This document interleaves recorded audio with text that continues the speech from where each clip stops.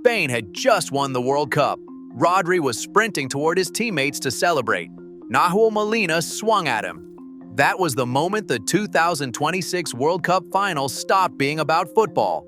Molina squared up to Rodri and bumped him in the chest. Eric Garcia stepped in to separate them. Then Leandro Paredes arrived, charged at Garcia, grabbed him by the throat, jabbed him in the neck, and floored him. Gavi came in to intervene. Paredes wrestled him to the ground and pushed into his face while holding him by his substitute bib. Scaloni ran onto the pitch trying to break it up. Paredes was shown a red card after the final whistle, at a World Cup final, in front of 100,000 people. And this was not the worst thing Argentina did at this tournament. It was the last thing. Spain won the 2026 World Cup final 1-0 after extra time. Ferran Torres, coming off the bench, converted from a Nico Williams cross in the 106th minute. It was Torres' first goal of the entire tournament. Emiliano Martinez made 10 saves, a World Cup final record, and kept Argentina alive long after they deserved to be. Argentina held on through 90 minutes with 10 men after Enzo Fernandez was sent off in stoppage time for a reckless challenge on Pau Cubarsí, collecting his second yellow card. They held on through the first period of extra time. Torres ended it in the second. A magnificent individual goalkeeping performance. A 10-man rearguard action that nearly produced the greatest robbery in World Cup final history. And then the final whistle blew, and Molina swung at Rodri and Paredes grabbed a 24-year-old defender by the throat on a World Cup final pitch. This did not happen in isolation. This was the last act of a pattern that ran the entire length of this tournament. Enzo Fernandez elbowed Elliot Anderson in the back of the head in the second minute of the England semi-final. Unpunished. Leandro Paredes elbowed Bellingham in the face in the same match. Unpunished. Argentina's players sang Falklands chants in dressing rooms after beating Egypt and Switzerland.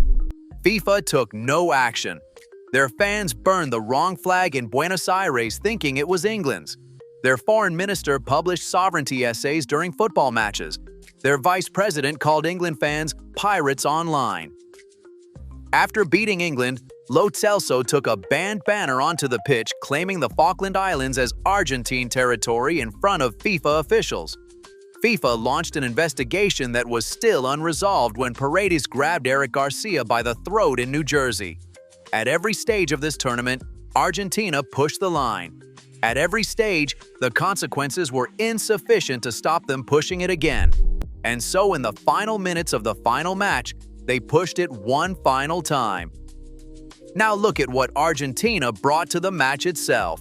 46 fouls committed across 120 minutes, 25 of them from Argentina. Paredes nearly collected 2 yellow cards on one play in the 52nd minute when officials missed him shoving Rodri in the back before booking him for pushing Dani Olmo. Fernandez was booked for dissent in the 82nd minute, arguing with the referee. 11 minutes later, he launched himself into Cubarsí with his studs raised and sent him cartwheeling. Second yellow. Off. Argentina played the entirety of extra time with 10 men because their own player could not control himself for 11 minutes after a booking. Alan Shearer said on BBC, Paredes threw 2 or 3 haymakers into someone's face. He went for them. There is no place or space for that. We know how much it means to them, and we know how much it hurts to lose. But there is a way to lose. Too many times we have seen that from Argentina. The reaction after the final whistle is terrible. Gary Neville called it a disgrace. Stuart Pearce noted that Argentina's players deliberately turned their backs as Spain lifted the World Cup trophy rather than acknowledge the champions. And then there is Messi. At the other end of the pitch from the brawl, Argentina's greatest player stood with his hands on his hips and watched. He did not walk toward it. He did not intervene. He did not visibly react. He stood there. At 39 years old, having just lost his final World Cup after breaking every record the tournament has to offer, Messi watched Paredes grab Eric Garcia by the throat and looked at the floor. A man who gave this sport everything it asked of him, surrounded by teammates who gave the final 20 minutes of his last World Cup to a brawl. Subscribe now. The fallout from this night is only beginning, and this channel covers every development as it happens. The trophy ceremony added its own footnote.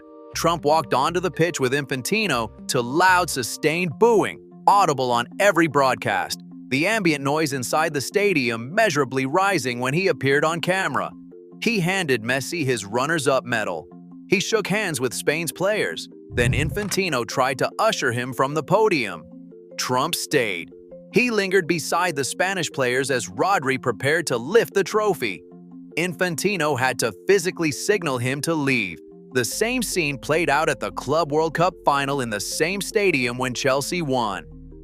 FIFA has now allowed the same awkward moment to repeat twice in the same venue. An organization that could not enforce its own political expression rules could not prevent its own World Cup final from descending into a post-match brawl, and could not remove a president from a trophy podium stood on a stage in New Jersey and smiled for the cameras. The 2026 World Cup is over. Spain are world champions for the second time. Ferran Torres scored the winner. Emiliano Martinez saved 10 shots in a single final. Lamine Yamal won Player of the Tournament at 18 years old. Spain conceded 1 goal across 7 matches, a tournament record. De La Fuente is the first manager in history to win the European Championship and the World Cup in consecutive tournaments with the same nation. These are the football facts. But 3 hours after the final whistle, the things the world is discussing are Paredes choking a player, Molina swinging at the Spain captain, Argentina's players turning their backs on the trophy lift, and Trump refusing to leave a podium while Infantino gestured at him to go. A World Cup that started with a flag burned in Buenos Aires ended with a brawl in New Jersey. Argentina played it the same way from the first match to the last. And in the final minutes of the final night, they were exactly who they have always been at this tournament.